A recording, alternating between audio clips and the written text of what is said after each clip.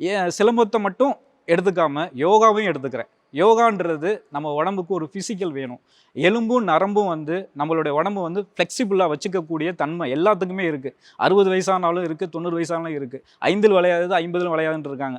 So இதெல்லாம் வந்து ஒரு கோர்வையாக சொல்லப்பட்ட ஒரு ஒரு வார்த்தைகளாக இல்லாமல் 15 வயசுலையும் வளையும், 50 வயசுலையும் நினச்சா முடியும் கண்டிப்பாக. இப்போ யோகாவையும் தேடி போக ஆரம்பிச்சிட்டாங்க. பைசா கொடுத்து கற்றுக்கிற அளவுக்கு இருக்காங்க, டயத்தை ஸ்பெண்ட் பண்ணி போகிற அளவுக்கு இருக்காங்க. ஸோ இதை வந்து இதுவையும் சிலம்பத்தையும் யோகாவையும் எந்த ஒரு காலத்துலேயும் பிள்ளைகளுக்கு கிளாஸ் ஆகக்கூடாதுன்னு சொல்லிட்டு வாரத்தில் 3 நாள் வந்து சிலம்பம், 1 நாள் பிரேக்கு, 2 நாள் வந்து யோகா, மந்த்லி 2 டேஸ் யோகா.